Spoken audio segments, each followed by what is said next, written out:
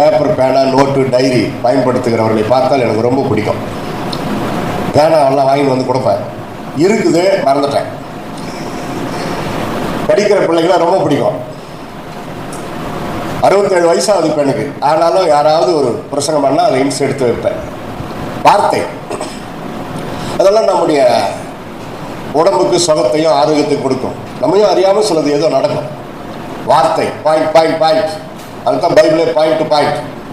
பேசுறதுக்கு ஈஸியாக இருக்குதுப்பா. எப்படி? நீதிமொழிகளின் புஸ்தகம் 19ஆம் அதிகாரம் 2வது வசனம் அப்படி சொல்றப்போ உடனே எடுத்து படிக்கிறீர்கள் அல்லவா? நேற்றுக்கு படிச்சிருக்கணுமே. ஆத்துமா அறிவில்லாமல் இருப்பது நல்லதல்ல, கால் துரிதமானவன் தப்பி நடக்கிறான். It is not good the soul without knowledge. நம்முடைய உடம்பு 3 கூறுகளால் ஆனது: ஆவி, ஆத்மா, சரீரம். நேரம் ரொம்ப இல்லாததுனால சிங்கிள் டச். திரும்ப 2வது முறை அதை பேச மாட்டேன். அதனால பிக்கப் பண்ணிக்கிட்டே வாங்க, ஷார்ப்பாக வாங்க.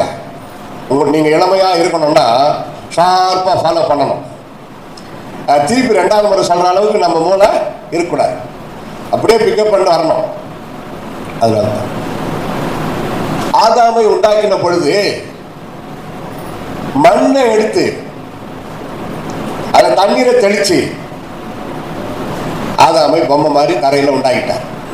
அதைத்தான் மண் இல்லாத வாழ முடியாது, தண்ணீர் இல்லாம வாழ முடியாது. எல்லாம் உண்டாக்கிட்டார். அழகா பொம்மை. மூக்கெல்லாம் கூட உண்டாக்கிட்டார். 2 விரல விட்டு அப்படி சந்து உண்டாக்கியிருப்பார் தான் நான் நினைக்கிறேன். வேற வழி இல்லை. முதல் முறை, ஒரே முறை தேவனாகி கர்த்தர் குனிந்த ஒரே ஒரு நேரம் ஆதாமுக்குள் ஜீவ சுவாசத்தை ஊதினார். தலையை சாய்த்த முதல் இடம். இயேசு கிறிஸ்து சிலுவையிலே தலையை சாய்த்து ஜீவனை விட்டார். அப்படி பார்க்க இப்போ நம்ம உடம்புல ஆவி, ஆத்மா, சரீரம் ஆதாமுக்குள் படைக்கப்பட்டது தான். பாருங்க, நாம் பயன்படுத்துகிற அனைத்து பொருட்களும் மண்ணிலே இருந்துதான் வருகிறது.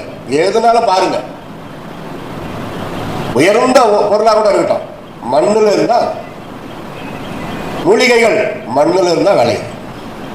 நாம் சாப்பிடுகிற மருந்து, மாத்திரைகள் மண்ணில் இருந்து வர்ற மூலிகைகள் தான் சார்.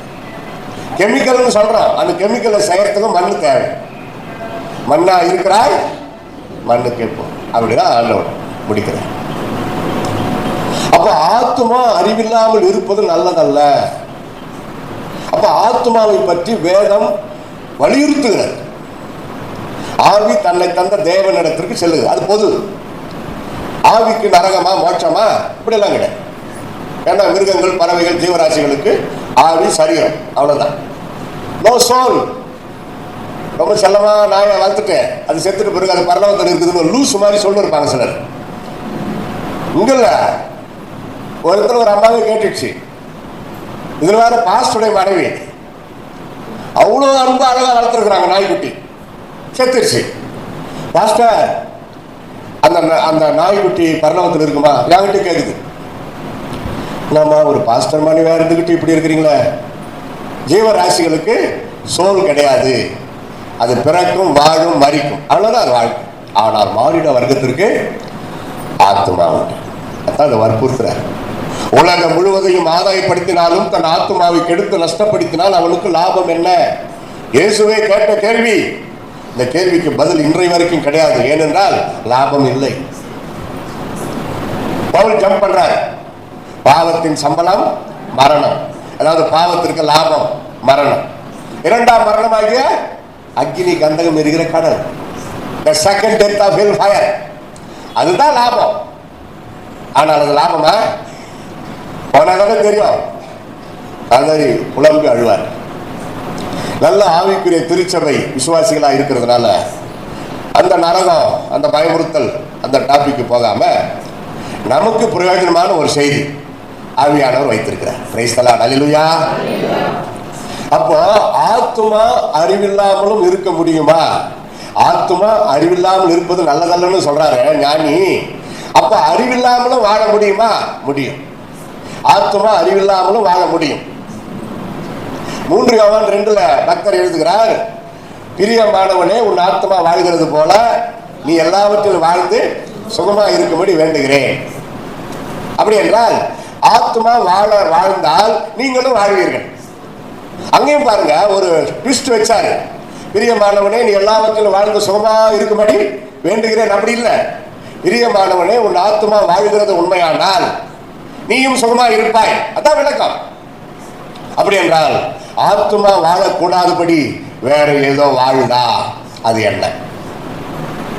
அப்ப ஆத்மா அறிவில்லாமலும் இருக்க முடியுமா? அந்த அறிவற்ற தன்மைகள் என்ன?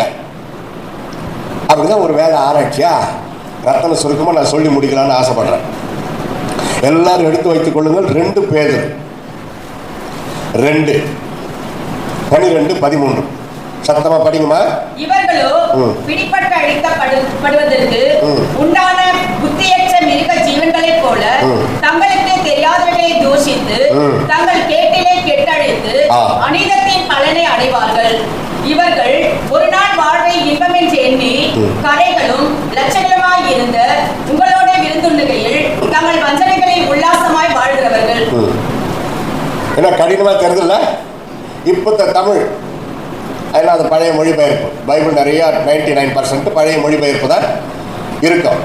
அது ஹார்டாக தெரியும் பையன் அதை நான் சுலபமான தமிழில் குறித்து வச்சிருக்கிறேன். அதை சொல்கிறேன், கவனிங்க. அந்த 2 வசனத்தில் எத்தனை ஆத்மா அறிவில்லாமல் நம்மை நடத்தி செல்லுகிற சில காரியங்கள், அல்லது ஆத்மா சுகமாக வாழக்கூடாதபடி வேற ஏதோ வாழுது, அது என்ன?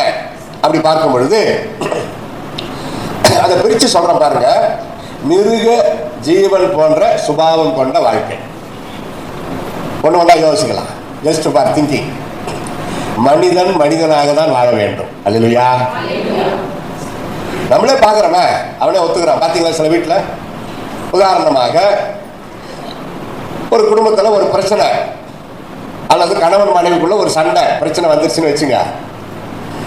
அந்த அம்மா ஏற்றி விட்டுக்கிட்டே இருக்குது புருஷனுடைய கோபத்தை. அவரும் பதிலுக்கு சொல்லிக்கிட்டே இருப்பாரு. அப்புறம் அவர் என்ன சொல்லுவார் கடைசியில்? இந்த பாரு, எனக்கு காண்டி கோபம் வந்துருச்சு, நான் மிருகமா மாறிடுவேன் அப்படின்னுவான். அதுக்கு அந்த அம்மா சொல்ல, அடங்கணும்னு எவன் சொல்றான்? இப்ப மாட்டேன்னா மிருகமா தான் மாறிட்டேன். அப்போ இன்னும் பயங்கரமாயிடும். அப்ப அவனுக்கே தெரியுது பாருங்க, கோபம்னு வந்தா அது அவனை மிருகமாக மாற்றுகிறது. சில இடத்துல பாத்தீங்களா, இந்த பாரு கோபம் வந்துருச்சு எனக்கு, நான் மனுஷனாவே பயப்படாதீங்க, சொல்லுங்க, மனுஷனாவே இருக்க மாட்டேன், அவனை ஒத்துக்கிறான் பாரு. அப்போ கோபம் நிஷ்டூரம் உள்ளது. அதே பைபிள் கோபப்படவும் கூடாது என்று சொல்லுகிற பைபிள் கோபப்படுத்தவும், அங்கதான் நம்ம நிறைய ஃபெயிலியர் ஆகும். என்ன சொன்னா புருஷனுக்கு சர்றன்னு கோபம் வரும்னு தெரியும். ஒரு மனைவிக்கு தெரிந்து செய்கிறவன் அநேக அடிகள். பலவீனத்தையும் தெரிந்து கொள்ளணும், மனைவியுடைய பலத்தையும் தெரிந்து கொள்ளணும், பலவீனத்தையும் தெரிந்து கொள்ளணும். சட்டார்னு அவங்க அப்பா அம்மாவை தாக்கி பேசுனா மனைவிக்கு கோபம். அது என்ன சொல்ல, அப்புறம் என்னை பத்தி என்ன வேணா பேசுங்க, எங்க அப்பா அம்மா பத்தி எதனா பேசினா இவங்க அப்பா பதிலுக்கு பேசுனா என்ன அது பெருசாயிடும். அப்போ இது புறஜாதிகள் மத்தியில போட்டோம், அதை பத்தி நம்மளுக்கு பிரச்சனை இல்லை. பரிசுத்த ஆவி பெற்ற ஆவியானவராய் இப்பதான் கொஞ்ச நேரம் பேசியிருந்தோம். நாங்க கொஞ்ச நேரத்தில் தான் ஆவி, எங்கெல்லாம் பரிசுத்த ஆவின்னு வந்து ஆவியானவர், ஆள் தத்துவம் கொண்டவர், பிதா எப்படியோ குமாரன் எப்படியோ அப்படிதான் பரிசுத்த ஆவியானவர். அந்த ஆவின்னு வர்றதுனால அது காத்துன்னு நினைச்சுக்கிறாங்க. அவருக்கு உருவம் உண்டு. நான் பரலோகத்தில் பார்க்கிறேன். எனக்கு ரொம்ப நாளா ஜெயிலுக்கு போகணும்னு ஆசை. ஒரு சிரிப்பு சிரிச்சிருங்க, கஷ்டப்பட்டு சிரிப்பு வைக்கிறதா. இது கர்த்தர் வாய்க்க பண்ணினார். யாரையாவது போட்டு தள்ளிட்டு போனோம்னு நினைக்காதீங்க. பெங்களூரில் அங்கே இருக்கிற சிறை கைதிகளுக்கு சுவிசேஷத்தை அறிவிக்க ஒரு நல்ல சந்தர்ப்பத்தை கர்த்தர் கொடுத்தார். ஒரு பாஸ்டர் ரெக்கமெண்ட் மூலமாக போனோம். எனக்கு ஆசை, கர்த்தர் நிறைவேற்றினேன். உள்ளே போனதும் நம்மக்கிட்ட இருக்கிற எல்லா பைபிள் தவிர எல்லாத்தையும் வாங்கி வச்சுக்குவாங்க. வாட்சு, செல்ஃபோனு, பர்ஸு, செயின் எதுனா இருந்தால் எல்லாம் வாங்கி வச்சுக்குவாங்க. ஷூ கூட அங்கேயே கழட்டி விட்டுட்டு போயிடணும். அவங்ககிட்ட ஒரு கையெழுத்து வாங்கிக்குவாங்க. நம்ம கையில் ஒரு சீல் போடுவாங்க, இந்த இடத்துல ஒரு சீல். திருப்பி ரிட்டர்ன் வர்றப்போ அதை காட்டிட்டு தான் நம்ம வரணும் வெளியே. நான் இதெல்லாம் சொன்னால் உங்களுக்கு புரியல. அப்போது கொண்டு போனார். பெண்கள் பகுதி அது வேற, அங்கே நம்ம போகக்கூடாது. அந்த பாஸ்டர் ஆண்கள் பகுதி கொண்டு போனார். அண்டர் கிரவுண்டு 200 பேர் உட்கார்ந்து இருக்கிறாங்க, வாலிபர்கள். அப்போ ஆண்டவர் பேசினார், பரலோகத்தை பற்றி பேசு. என் ரட்சிக்கப்பட்ட நாள் முதல் பரலோகம், நரகம், இயேசு வருகை, நியாய தீர்ப்பு, குடும்ப வாழ்க்கை, இதெல்லாம் முக்கியமானது. இதுதான் நம்ம பேசணும். மற்றதும் செய்கிறோம், அதையும் செய்ய வேண்டும், இதையும் விடாது இருக்க வேண்டும். ஹீலிங் குருசேடு, நற்செய்தி கூட்டம், அதான் மெயின். இது டீச்சிங். அப்போ 2 மணி நேரம் மோட்ச பேர்மத்தை பற்றி பேசி, இந்த மோட்சத்துக்கு போகணும்னா ஏசப்பா உள்ளத்துல வரணும். நீங்க தெரிஞ்சு தப்பு செய்து வந்தீங்களோ, அபாண்டமா பழி சுமத்தப்பட்டு வந்தீங்களோ, இன்றைக்கு நீங்க மரித்தாலும் ஏசப்பாவோடு அந்த மோட்சத்தில் இருக்கணும்னா வாங்க, முன்னாடி வந்து முட்டி போடுங்க, நான் ஒரு ஜபம் கற்றுக் கொடுக்குறேன், அதை சொல்லுங்க.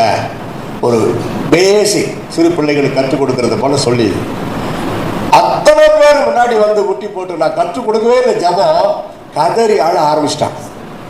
அப்பா அப்பா நான் பாவி, அப்பா என் பாவங்களெல்லாம் மன்னிச்சிருங்கப்பா, என்னை தூக்கு போட்டா கூட பரவாயில்ல, நான் உங்ககிட்ட வந்து சேரணும். எல்லாம் அழறாங்க. ஒரு சில வார்த்தைகள் கேட்குது. அதுக்கப்புறம் ஒரு ஜபம் கற்றுக் கொடுத்த முடிஞ்சிருச்சு. எல்லாரும் சாட்சி. நான் 1 நிமிஷம், நான் 1 நிமிஷம், நான் 2 நிமிஷம் சாட்சி. என்னைக்கு நான் மரித்தாலும் நான் ஏசப்பாவோட இருப்பேன். ஐயாவை ஏசப்பா எனக்காகவே கொண்டு வந்தாரு, எனக்கு அந்த பயமே இல்லை, என் பெயரை இயேசு அப்பா ஜீவ புஸ்தகத்தில் எழுதிவிட்டா. அப்படி ரொம்ப சந்தோஷம். அப்பா என் ஆசையை நிறைவேற்றினீங்க, ரொம்ப சந்தோஷம், நன்றி, ஸ்தோத்திரம் சொல்லிருந்தேன். அப்புறம் திடீர்னு ஒரு கிளிக்காட்சி, ஒரு ஆய்வு நடத்தினேன். ஒரு 10-15 பேரை கூப்பிட்டு, எல்லாம் ரைட்டு, ரொம்ப சந்தோஷம், எதனால வந்தீங்க, என்ன தப்பு செய்துட்டு நீங்க வந்தீங்க அப்படின்னு கேட்டேன். 99% சொல்றாங்க கோபம். சொல்லுங்க எல்லாரும். ஐயா சாதாரண கோபம் ஐயா, என் மனைவி அதை நிறுத்துற மாதிரியும் பேசல, உசுப்பேத்தி விட்டா. நான் முதல்ல சொன்னேன், அதே மாதிரி மிருகமாகி விட்டான். அண்ணம்மாவது கொஞ்சம் அப்படி போயிட்டு இருக்கலாம், இவராவது கொஞ்சம் அப்படி போயிட்டு டீ குடிச்சிட்டு வந்துருக்கலாம், ப்ராப்ளம் சால்வ் ஆயிருக்கும். அங்கேயே இருந்து ஆர்குமெண்ட் பண்ணி கோபமா பேசி கொண்டிருந்ததுனால பக்கத்தில் இருந்த கட்டி எடுத்து வெட்டி போட்டாயா, படால எடுத்து வெட்டி போட்டாயா, கட்டுப்பாடு எடுத்து போட்டையா, கொளுத்தி விட்டையா. ஆரம்பம் என்ன, ஒரு சிறிய கோபம். அம்மாடா நம்ம பரவாயில்ல அந்த மாதிரி செயலை நினைக்கிறோம்ல, ஆனா உள்ளத்துல கொலை செய்கிறோம் அல்லவா, ஆவிக்குரிய கர்த்தருடைய பிள்ளைகள் தானே. கர்த்தரை நேசிக்கிறேன் என்று சொல்லுகிற நீ உன் சகோதரனிடத்தில் அன்பு கூறாவிட்டால் மனுஷ கொலை பாதகன். எங்க அண்ணன் தம்பி தங்கச்சிங்க சொந்த பந்தங்கள் கிட்ட நான் அன்பா பேசாம, திருச்சபை விசுவாசிகளோட நான் அன்பா இல்லாம, போதகர் அது பெனடக்ஷன் சொல்றப்ப சிலர் வீட்டில் இருப்பாங்க, என் ஆத்மாவே கர்த்தரை ஸ்தோத்தரி வீட்டில் போய் சொல்லுவாங்க. என்னடான்னா அவங்களுக்கு பிடிக்காத 2 பேர் சர்ச்சில் இருக்கிறாங்களாம். 6வது முடிஞ்சுதான் அவன் மூஞ்சில முடிக்க விருப்பம் இல்லையா. நான் செத்தாலும் அவன் வீட்டு வாசப்படியில் கால் வைக்க மாட்டேன். நல்ல தீர்மானம். நான் சொல்றேன், நீ செத்தாலும் பரலோக வாசல்ல கால் வைக்க மாட்டாய். இந்த மாதிரி வைராக்கியம் ஆண்டவருக்கு பிடிக்காதியா. காரி துப்புனவனையே பார்த்து சிரிச்ச ஒரு இயேசு, ஒரு தகப்பனை போல பார்த்தவர். ஓசன்னா ஏசன்னா அல்லேலியா குருத்தோலை ஞாயிறு ஏசுனார். ஏன் சிரிச்சா தெரியுமா? உண்மையாவா? இல்ல. அடுத்த வாரம் இவனை சிலுவையில் அறையும் சொல்ல போறது இவங்க தான். தெரிஞ்சும் அவர் சிரிச்சார். தம்மை காட்டி கொடுக்க போகிறார் என்று தெரிந்தும் யூதாசை ஏற்றுக்கொண்டார். அப்படிப்பட்ட ஒரு அன்பு யாருக்காட்டியாவது இருக்குதா? யோசி. 6 விசாரணை. அண்ணா இது வரைக்கும் தெரியலன்னா குறிச்சுங்க. அண்ணா, காய்பா, ஒரு டீம், ஆரியர் சங்கம்னு பேரு, ஒரு டீம், ஒரு குரூப் விசாரிக்குது. அடுத்து பிலாத்து, ஏரோது, மறுபடியும் பிலாத்து. 6 விசாரணை. ஒரு மனுஷனை ராத்திரி எல்லாம் தூங்க விடாம, தண்ணி கொடுக்காம, சாப்பாடு கொடுக்காம, இவனுக்கு இப்படியெல்லாம் பண்ணுவாங்கன்னு தெரிஞ்சுதான் திருவிருந்து முடிஞ்சதை கொஞ்சம் சாப்பிட்டார் சீடங்களோட. கடைசின்னா மறிக்கிறதுக்கு முன்னாடி, அப்புறம் உயிர் தெரிந்த பிறகு சாப்பிட்டார். யோசித்து பாருங்க, அத்தனை விசாரணைக்கு பிறகும் அவர் மன்னித்தார். அதே சொல்லுங்க. ஒருத்த விசாரித்தாலே நம்மளுக்கு எவ்வளவு கோவம் வருது. என்ன சும்மா எப்ப பாரு அத்தை கேட்டுங்கிறேன்.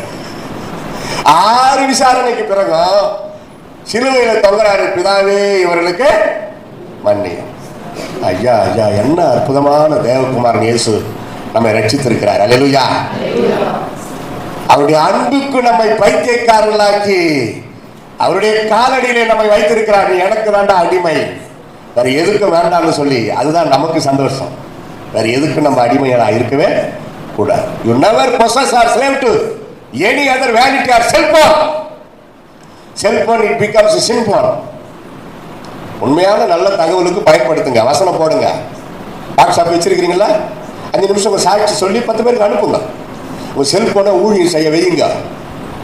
கர்த்தர் பாராட்டுவார். ஆகாததை, கர்த்தருக்கு பிரியமானது இல்லாம ஆத்துமா கெட்டு போகிற காரியங்களிலே தலையிடாது.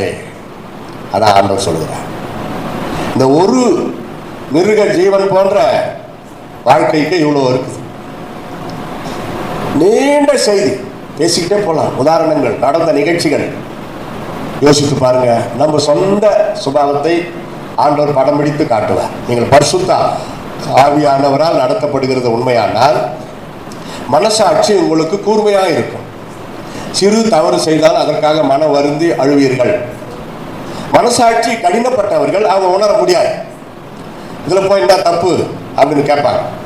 அப்படி கேட்டாவே போச்சுன்னு அர்த்தம். ஏவாள் அம்மாக்கு ஆதாமுக்கு சொன்னார். நம்ம எல்லாருக்கும் மாஸ்டர் காப்பி. அப்பா அம்மா யாரு? ஆதாம் ஏவாள். இந்த பழத்தை சாப்பிடக்கூடாதுன்னு சொன்னாரு. இதுல போய் என்ன தப்பு? சாப்பிட்டாருன்னா அந்த கேள்வியை உருவாக்கினா பாரு. அதான் அவங்களை வேலை செய்தது. அடுத்தது தூஷிக்கிறவர்கள். அந்த வசனத்தை பார்த்தீங்கன்னா இருக்குதா பாருங்க. தூஷிக்கிறவர்கள். தூஷணமே கர்த்தருக்கு பிடிக்காது. தூஷித்தார்கள், இயேசுவை தூஷித்தார்கள். இயேசுக்கு நேரிட்டதெல்லாம் அவமானங்கள், நிந்தனைகள். சூப்பர், ஜீசஸ் கிரைஸ்ட் இந்த இடத்துல ரொம்ப அருமையா ஊழியம் செய்தீங்க. வாங்க, நாளைக்கு அங்க ஒரு மீட்டிங் ஏற்பாடு பண்றோம், அங்க வந்து பேசுங்க தேவ ராஜ்யத்தை பற்றி என்று சொல்லி காணிக்கை கொடுத்து மறுநாள் பயன்படுத்த வேண்டிய ஆசாரியர்கள், the teachers of the law, வேத பாரகர்கள் அவருக்கு விரோதமாக தான் எழுப்பினார். ஐயா அம்மா, நீ உற்சாகப்படுத்த காட்டி பரவாயில்ல, மட்டம் தட்டாத, மட்டம் தட்டாத. அவங்க உள்ளத்தை வேதனை படுத்துறீங்கன்னா அது கர்த்தரையே நீ வேதனைப்படுத்துகிறாய். நம்ம எதிர இருக்கிறவர்களுக்குள்ளே ஆத்மா இருக்கிறதை நாம் உணர வேண்டும். யாரையும் நம்ம சபிக்கவே கூடாது, தூஷிக்கவே கூடாது. சாத்தானை கூட சபிக்க கூடாதுன்னு தான் இருக்கு. கடிந்து கொண்டார் இயேசு, சாத்தானை கடிந்து கொண்டாரே தவிர அவனை நம்ம சபிக்க முடியாது, தூஷிக்க முடியாது. அவன் ஏற்கனவே சபிக்கப்பட்டவன். நீங்க போடுற சாபம், நான் கட்டளை இடுகிறேன். நான் என்றாலே அங்க போச்சு.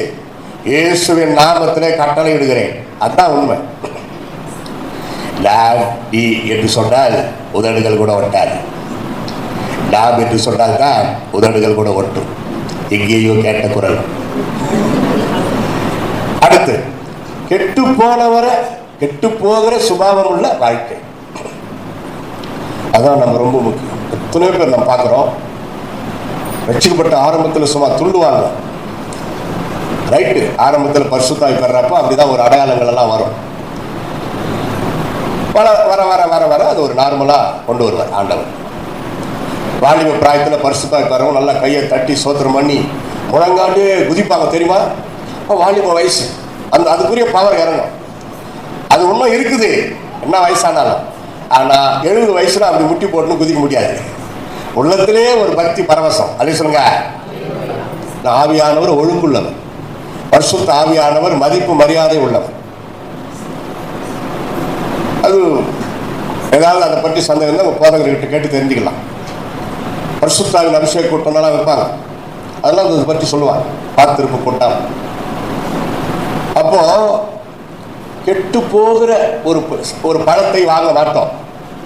ஆவின் கனி அப்படின்னு இருக்குது பார்த்தீங்கன்னா, கனிகள் அப்படின்னு இல்லாம ஆவியின் கனி சிங்குலர்ல தான் இருக்கு, த ஃப்ரூட். அதுல 9 கொடுக்குறாரு, அப்படி வச்சுக்கலாம். ஒரே கனி 9 சுளைகள். அதான் அன்பு, சந்தோஷம், சமாதானம் வராது. இப்ப நீங்க ஒரு கடைக்கு போறீங்க, ஆரஞ்சு, அல்ல கமலா ஆரஞ்சு அதுதான் சுளைகள் இருக்கும்.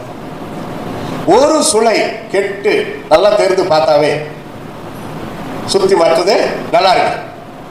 ஒரு சுளை கெட்டு இருக்குது, அழுகி போயிருக்குது, அதை நீங்க வாங்கி அந்த பழத்தை வாங்கி அந்த சுளையை மட்டும் பிரிச்சு போட்டு மீது நல்லா இருக்குது சாப்பிடலாம். விலையும் கொஞ்சம் பரிசு தான் கொடுப்பான் கடைக்காரன். ஆனா ஒரு கண்ணியமான ஒரு கணவரோ மனைவியோ அதை வாங்குவார்களா? பிள்ளைகள் எப்படியாவது போட்டோம் அதை பிரிச்சு போட்டு சாப்பிடும், அப்படி கிடையாது. நல்லதை வாங்கவே வாங்குறோம், 10 ரூபாய் அதிகமான பரவாயில்ல, நல்லதை வாங்குறோம். அது போலதான் ஆவின் கனியில் அந்த 9 சுளைகளில் ஒன்று இல்லாவிட்டாலும், ஒன்று கெட்டு போனாலும், ஒன்று பழுதடைந்தாலும் நம்முடைய ஆவிக்குரிய வாழ்க்கை பாதிக்கப்படும். ஆவின் கனியோ அப்படி இருக்கிறாரு அப்படின்னா அதுக்கு முன்னாடி ஏதோ சொல்றாரு, அதான் மாம்சத்தின் கிரியை. பரிசுத்த வேதத்துல எது எதெல்லாம் பாவம், யார் யாரெல்லாம் நரகத்துக்கு போவாங்க தெளிவா இருக்குது. உருப்படியா பைபிள் படிச்சாவே போதும், சர்ச்சுக்கு வந்தா போதும். உபதேசம் விளக்கம் தேவை. நிறைய சந்தேகங்கள் ஆராதனையில அந்த பிரசங்க நேரத்துல நிவர்த்தி ஆகும்.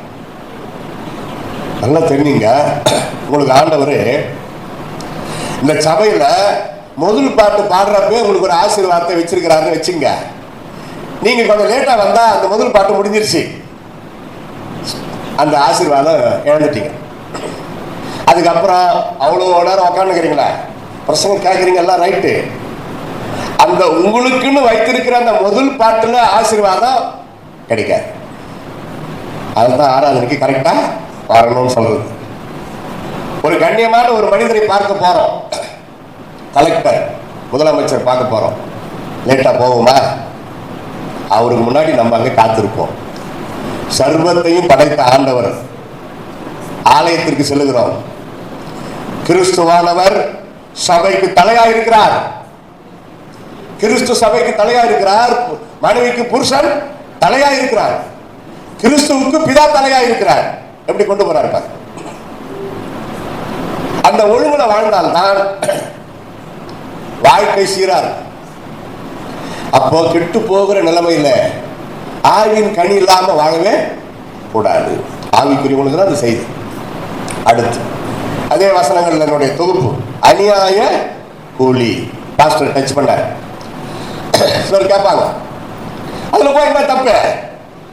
இது எலெக்ஷனுக்கு முன்னாடி கொண்டு வந்து கொடுக்குறாங்களா பணம், ஊழியக்காரங்களெல்லாம் தொண்டை தண்ணி போக கத்துறாங்க, அதை வாங்காதீங்க, அது வாங்காதீங்க, அது உங்களுக்கும் உங்க பிள்ளைகளுக்கும் சாபம், 10,000 ரூபாய் கொடுத்தா கூட வாங்காதீங்க, கஞ்சி குடிச்சிட்டாவது உயிரோட பழிச்சுக்கணும் போங்க பரலவத்துக்கு, அதெல்லாம் வேண்டாம், அந்த 10,000 வச்சுட்டு நீ என்னத்தை பண்ண போற? நான் கூட சொல்லிட்டு இருக்கிறேன், எலெக்ஷனுக்கு முன்னாடி பணம் எடுத்துட்டு வருவாங்கல்ல, எங்க வீட்டாண்ட வரமாட்டாங்க, அக்கம் பக்கம் எல்லாரும் கொடுப்பாங்க. எங்க நாங்க நின்று இருப்போம் இல்லையா, நீங்க எங்க வாங்க போறீங்க, நீங்க வாங்க மாட்டீங்கன்னு சொல்லிட்டு அவங்களே சொல்லிட்டு போயிடுவாங்க. அவ்வளவுதான், நம்மளை பற்றி தெரியும். அவளோடு காத்திருக்க கூடாது. என்ன வாங்கணும் நம்ம ஒன்றும் சொல்ல முடியாது, அதுக்கு பதில் இதுல போய் என்ன தப்பு? செலவுக்கு கையசக்க ரைட்டு, 2,000 ரூபாய் வாங்குற, 28,000 ரூபாய் செலவாகும், எதுக்கு வம்பு? சொல்லமா இருக்கணுமா? அதை வாங்காத. முறைப்படி ரேஷன் கடையிலிருந்து அரசாங்கத்தின் அனுமதியோடு வருது பாருங்க உங்களுக்கு, சாரி வேஸ்ட்டு கிஃப்ட் 2,000 3,000 5,000 ஒரு ஒழுங்கு பண்ணி கொடுப்பாங்க பாருங்க, அது அரசாங்கத்தின் மூலமாக வருகிற பணம், அதை வாங்கிக்க. அதான் சட்டம். இது கள்ளப்பணம், ஜெயிப்பதற்காக பணத்தை கொடுத்து ஜெயிப்பதற்காக. அப்ப பணம் ஜெயிக்கணுமா, நீதி நேர்மை ஜெயிக்கணுமா? சிலர் இதுல வேற இன்னொன்னு, நான் யாருக்கிட்ட பணம் வாங்குறேனோ அவங்களுக்கே நான் ஓட்டு போட போறேன், இதுல போய் என்ன தப்பு? ஐயா, பண ஆசை எல்லாத்தையுமே வேறியா. நாங்கெல்லாம் ஊழியத்துக்கு வந்த பிறகு கூட ஊழியத்தை வச்சு பெரிய ஆளா ஆயிருக்கலாம் பல விதங்கள்ல. வேண்டாம், நீ மறைந்திருந்து என் நாமத்தை மகிமைப்படுத்து, அதை சொல்லுங்க. அதுதான் நமக்கு தேவை. தண்ணி குடிச்சுட்டு போங்கம்மா, கைப்பிரதி எடுத்துன்னு நம்ம சர்ச்சு சீல் போட்டுன்னு போய் கொடுங்க 10 பேருக்கு. பரிசு வரட்டும், மயக்கம் வரட்டும், பரவாயில்ல, கர்த்தர் பார்க்கட்டும். வாலிபர்கள் இருக்கிறீங்களா?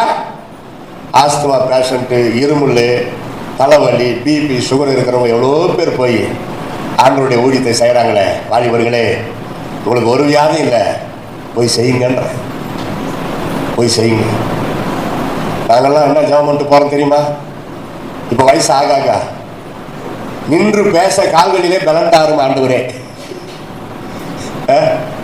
பலவீனம் தானே. எத்தனை ஊழியக்காரங்க இப்போ உட்காந்து பிரசங்கம் பண்றாங்க தெரியுமா? என்ன நிற்க முடியல, பலன் இல்லை. ஆனால் அதை செய்யறாங்களா இல்லையா? அதை பார்க்குறப்ப உங்களுக்கு ஒரு வைராக்கியம். ஆண்டவருக்காகவா ஜிம்முக்கு போறாங்க, 5000 8000 10,000 கிறிஸ்துவங்க. சரிப்பா, என்னையா பண்ற ஆண்டவருக்கு? அந்த ஜிம்முக்கு போய் நீ சுகமா இருக்கிறிய, அந்த சுகத்தை ஆண்டவருக்காக என்ன செய்கிறாய், பயன்படுத்துகிறாய்? அதுக்கு தானே நடந்து போய் கைப்பிரதி கொடு, அதுல தானே உனக்கு ஜிம்மு. அங்கே நடக்கிறான், பணத்தை கட்டிவிட்டு அங்கே நடக்கிறான். வாழ்க்கையா அப்படியே தான் போகும். பைபிளை எடுத்துன்னு பையன் மாட்டிக்கிட்டு ஓடு, ட்ரெயினுக்கு ஓடு, பஸ்ஸுக்கு ஓடு, அங்கே ஓடு இங்கே ஓடு. அதுதான் நாங்கள் சுகமாக இருக்கிறோம். பிரைஸ் லார்ட், அல்லேலூயா.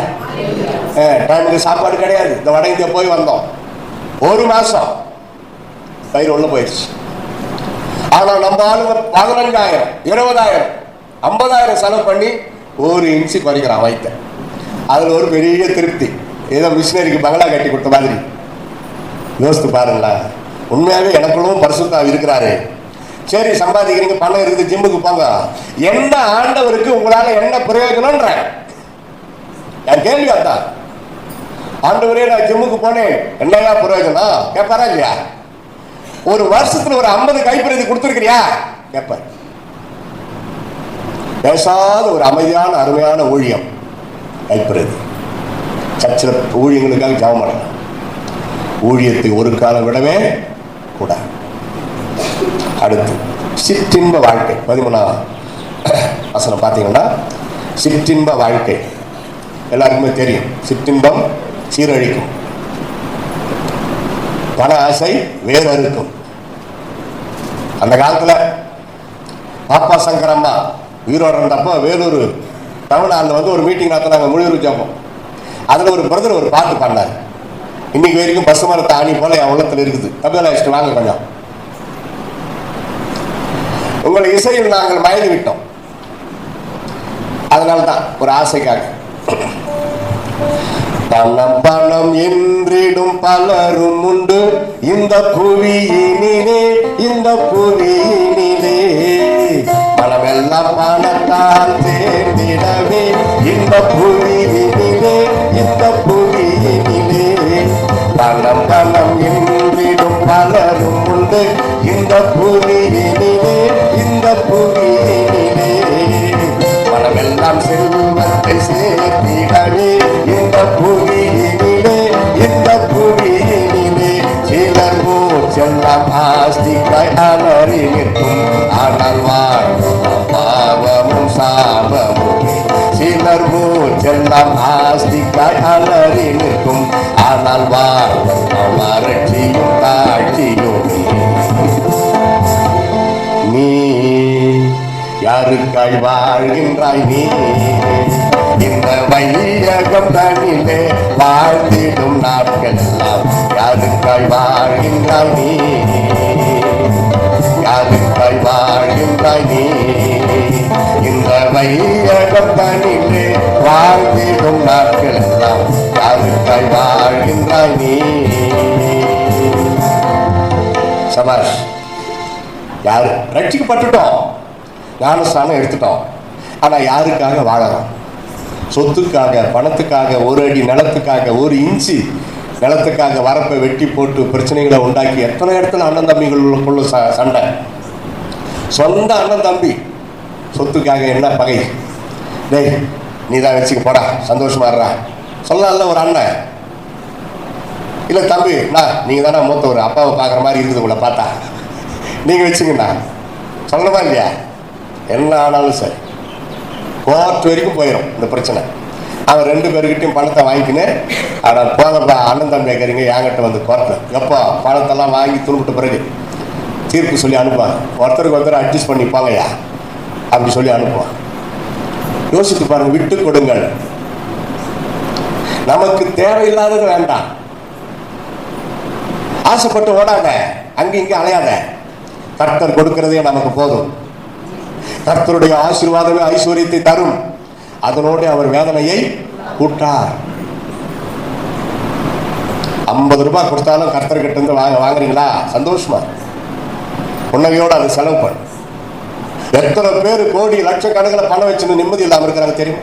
அவளை பார்த்தா பரிதாபமா இருக்கும். நம்மளே ஒரு 500 ரூபாய் கொடுக்கலாமான்னு இருக்கும். ஆனா அவனுக்கு கோடி கணக்கில் இருக்கும். இந்த 500 ரூபாய் அப்படி வாங்கிக்குவான். சாகர அப்போது வருமா? வராது. ஃபைனல் முடிக்கலாம். சிற்றின்ப வாழ்க்கை முடிச்சு கரை படிந்த வாழ்க்கை, அருவருப்பான இலச்சையான வாழ்க்கை, வஞ்சனை செய்கிற வாழ்க்கை. இது இந்த சுபாவம் கிறிஸ்துவங்களுக்குள்ள இருக்கவே கூடாது. வஞ்சனை, வஞ்சிக்கிற ஒரு ஆவி. அடுத்தது விபச்சார மயக்கத்தால் நிறைந்தவர்கள். பேதுரு அழகா கொடுக்குறாரு பாருங்க. பேதுரு எவ்வளவு அருமையா கொடுக்குறாரு. படிப்பறிவுல ஏப்பா என்ன படிச்சிருக்கிற, நீ ஊழியத்துக்கு வரணும். ஒன்னும் இல்லை இயேசுவே, நான் மீன் பிடிப்பேன். அப்பனா நீ தான் வேணும் வா. அப்படிதான் கூப்பிட்டார் ஆண்டவர். பட்டதாரிகளை, படிப்பாளிகளை, அந்த காலத்திலே டிகிரி எல்லாம் இருந்திருக்கிறது, அவங்கள ஏசப்பா கூப்பிடல. ஐயா எனக்கு ஊழியம் செய்ய தகுதியே இல்லையா, நான் நீ தாண்டா வேணும் வா. ஐயா 5ஆம் கிளாஸ் வரைக்கும் நீங்க நின்று பேசுறேன். நான் 5ஆம் கிளாஸ் வரைக்கும் திக்குவாய் மந்த நாவு. பிறந்த 3 வருஷத்துல செத்து போயிட்டேன். பீகார் முசாபானியில தான் நான் பிறந்தேன்.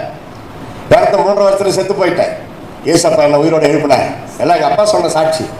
பாலாஜி, ஆண்டாளு, வேலாயுதம். எங்கள் அப்பா பேர் பாலாஜி, என் பேர் வேலாயுதம், எங்கள் அம்மா பேர் ஆண்டாள். செத்து போயிட்ட பிறகு ஐயா மாதிரி ஜிப்பா போட்டு ஒரு ஐயா வந்து எனக்காக ப்ரேயர் பண்ணாருன்னா, எனக்கு நான் தான் செத்து போயிட்டு கிடக்கிறேன், எனக்கு எப்படி ஜாம் பண்ணுவார்? ஆஜல் அடையிறதுக்காக எங்கள் அப்பா அம்மாவுக்கு ப்ரேயர் பண்ணிக்கிறாரு. ஆனால் அவர் ஜெபிக்கிறப்ப நான் உயிரோடு வந்துட்டேன். கைத்தட்டுங்களா, பிரைஸ்ல. அது ஆரம்பத்திலேயே நான் பசுமரத்தாணி போல எங்கள் அப்பா சொல்ல அது மனசில் வச்சு, அதுக்கு பிறகுதான் என்னை ரெடி பண்ணி சர்ச்சுக்கு கொண்டு போய், ஐயா எங்களுக்கு ஒன்றுமே தெரியாது, குழந்தைய உயிரோட இருட்டார் ஏசப்பா அங்கே மூலமா என்ன சைட்டோன்னு கேட்க. சிபிஎம் சர்ச்சு அந்த காலத்தில் அங்கே இருந்திருக்குது பாரு. தொடர்ந்து வாருங்கள். இன்றைக்கு நீங்கள் ஆசையாய் வந்து விட்டதுனால பேர் மட்டும் மாற்றலாம், குழந்தைய ஊழியத்துக்காக பிரதிஷ்டை பண்ணலான்னு சொல்லி பாலாஜி ஜான், ஆண்டாளு மேரி, வேலாயுதம் பவுல். அல்ல சொல்லுங்க. வேலாயுதமாக பிறந்த என்னை இயேசு ரட்சித்து அவருக்கு ஏற்ற ஆயுதமாக பயன்படுத்தி கொண்டு வருகிறார். அதான் வேலாயுதம். வேல், சாமுவேல், இம்மானுவேல், அங்கிருந்து வந்ததுதான் மற்ற வேலெல்லாம் பைபிள் இருக்குது பாருங்க. சாமுவேல், இம்மானுவேல் வேற ஆறு கொண்டு சொல்லுங்க. பைபிள் ஒழுங்கா படிக்கிறவங்க இருக்குது. யோவேல், சூப்பரியா ஐயா, ஒரு பேனா தரேன் அப்புறமா கிஃப்ட். அப்புறம் மிகாவேல், அது வேலுன்னு வரும். தானியல், சூப்பர்மா, 2 பேனா தரமா. குறிச்சு வச்சுங்க, நான் வந்து அடுத்த முறை கொடுப்பேன். எங்க அப்பா மானஸ்தன், கரெக்டா செய்வேனா. அப்ப அதுல இருந்து வந்ததுதான், கிறிஸ்தவத்திலிருந்து வந்ததுதான் எல்லாமே. தெரியுமா உங்களுக்கு? பெத்தானியல் சொல்லுங்கம்மா. பெத்தானியல், ஒத்தினியல், அப்படி இருக்குது நிறையா. சண்முகம்ன்றோம். இந்து பேர் நினைக்கிறீங்களா? இல்லை, சன் முகம், சன் சூரியனை, முகம் ஃபேஸ், சூரியனை போன்ற முகம் யாரு? ஏசு கிறிஸ்து தான். நடராஜான்றோம். சிலுவை தூக்கி கொண்டு நடந்து போனார், அவர் தான் ராஜா, ஏசு ராஜா. அல்லேலூயா. இப்படி நிறைய இருக்குது. அவங்க அதை சொந்தமாக்கிட்டாங்க. கிறிஸ்துவ பண்ற கூத்து. ஜாஸ்மின் அப்படின்னு தான் கிறிஸ்துவ பேரா, அதே மல்லிகான்னு இந்து பேரா. தமிழ் பேர் தான் இருக்கட்டும், என்ன இப்பா சில பேசுவோம். ஜேக்கப், என்ன அர்த்தம்? திருடா. உண்மைதானே? வச்சுங்க. அதுக்கப்புறம் அவர் மாறிட்டாரு. அர்த்தம் தான். யாக்கோப்பு, எட்டன், ஏமாத்துபவன். அவனை தான் இஸ்ரவேலா இயேசு மாத்தினார். ஆண்டவர் மாத்தினார். இயேசு அப்புறம் வந்தார், ஆண்டவர் மாத்தினார். அந்த பேர்ல ஒரு நாடே உருவானது. அந்த நாடு தான் இஸ்ரேல். அந்த நாட்டில் தான் இயேசு பிறந்தார். அது சொல்லுங்க. அல்லேலூயா. ஐயா கொடுத்த நேரம் முடிந்து 3 நிமிடங்கள் அதிகமாகி விட்டது, மன்னிக்கவும். கடைசியாக ஒன்று சொல்லி முடிக்கிறேன். 17 பார்த்தீங்கன்னா, இவர்களுக்கு என்றென்றும் காரில் வைக்கப்பட்டிருக்கிறது. யோசித்து பாருங்க. நான் விசுவாசி, ரட்சிக்கப்பட்ட, பக்தி, எல்லாம் ரைட்டு. சுபாவங்கள் தான் பரலோகத்தில் கொண்டு போய். ரட்சிக்கப்பட்டவங்க நிறைய பேர் நரகத்தில் இருப்பாங்க தெரியுமா? ஏன்னா அதை ஆப்ரேட் பண்ணல, அதை பயன்படுத்தலை, அதை நிலைத்திருக்கவில்லை, பின்வாங்கி விட்டாங்க. பைபிள் இருக்குது. கொடுத்த ரட்சிப்பை வாபஸ் வாங்கிடுவார். அவன் பின்வாங்குவானால் அவன் மேல் என் ஆத்துமா பிரியமா இராது. ஏன் சொன்னார்? முடிவு பரியந்தம் நிலை நிற்பவனே ரட்சிக்கப்படுவார். பரிசுத்தம் உள்ளவன் இன்னும் பரிசுத்தமாகட்டும் தான் சொன்னார். இருக்குதா? கொஞ்சம் வேணா இருக்குதா? அதை டெவலப் பண்ணுன்றேன். போன வருஷம் இருந்த தப்பு, குறைகள், தவறுகள் இந்த வருஷம் ஜனவரி மாசத்துல இருந்து விட்டுட்டீங்களா? ஒன்னும் இருக்குதா? யோசித்து பாருங்களா. இப்ப 5 மாசம் 5வது மாசம் வரப்போகுது. அப்படிதானே பழையபடி வருது. ஏதோ ஜனவரி மாசம் வரைக்கும் கொஞ்சம் அப்படி பச்சை போகுது, ரைட்டு. சூட்டோட சூடாக்கா அந்த ஆரம்ப காலகட்டம். அப்புறம் பழையபடி வந்துருது இல்லையா? சுபாவம், ஜென்ம சுபாவம். பைபிள் வந்து பாருங்க, ஜென்ம சுபாவம் உள்ள மக்கள். ஜென்ம சுபாவம். ஆண்டவருக்கு ஜென்ம சுபாவம் என்ன தெரியுமா? இப்ப ரட்சகர், அப்புறம் நியாயாதிபதி. அதான் அவருடைய ஜென்ம சுபாவம். இப்பதான் ரட்சிக்கிற சக்தி. நியாயாதிபதியாக வர்றப்ப அவர் பரிதாபமே பட மாட்டாரா? எப்படி இருக்கும் பாருங்களா. நீ யாருன்னு எனக்கு தெரியாது, என்னன்னா அக்கௌண்ட்டை பார்த்தா நரகத்துக்கு போற லிஸ்ட்ல அவன் இருப்பான். அதனால இயேசுநாதருக்கு அவன் யாருன்னு தெரியாது. யோசித்து பாருங்கள் பிரியமானவர்களே, வஞ்சித்துக் கொள்ளாதீர்கள். இயேசு சீக்கிரம் வரப்போகிறார். இப்ப நடக்கிற நிகழ்ச்சிகள் எல்லாம் பாருங்கள், எங்க பார்த்தாலும் போரும். இவைகள் எல்லாம் காணும் பொழுது பயப்படாதீர்கள், உங்கள் தலைகளை உயர்த்துங்கள். இது வேதனைக்கு ஆரம்பம். இன்னும் நிறைய ப்ரோக்ராம் இருக்குதுன்றார் ஆண்டவர். இதுக்கே எப்படி பயந்தா இனிமே எவ்வளவு இருக்கு? பயப்படாதே, இதெல்லாம் சம்பவிக்க வேண்டியதே. யுத்தங்களின் செய்திகளை கேள்விப்படும் பொழுது ஈரான், ஈராக்கு, அமெரிக்கா, இஸ்ரேல் போர் கேள்விப்படும் பொழுது பயப்படாதீர்கள், உங்கள் தலைகளை உயர்த்துங்கள். இயேசு வாசல் அருகே வந்து விட்டார். இனி காலம் செல்லாது. பயபக்தியோடு ஒரு சிறு ஜெபம் பண்ணலாமா? நன்றி தகப்பனே, நீர் கொடுத்த வார்த்தைகளுக்காய் ஸ்தோத்திரம். என்னோடு பேசின அன்பிற்காய் ஸ்தோத்திரம். ஒரு போதனையை கொடுத்ததற்காய் ஸ்தோத்திரம். ஆத்துமா அறிவில்லாமல் இருப்பது நல்லதல்ல என்று சொன்ன அர்த்தத்தின் விளக்கத்தை இன்றைக்கு நீர் சொன்னதற்காக ஸ்தோத்திரம். ஆத்துமாவிலே ஆண்டவரே அறிவைத்தார், ஆத்துமாவிலே ஒரு ஞானத்தை தார், ஆத்துமாவிலே ஒரு விழிப்புணர்வை தார், எங்கள் ஆத்துமாவிலே ஒரு எழுப்புதலை தார்.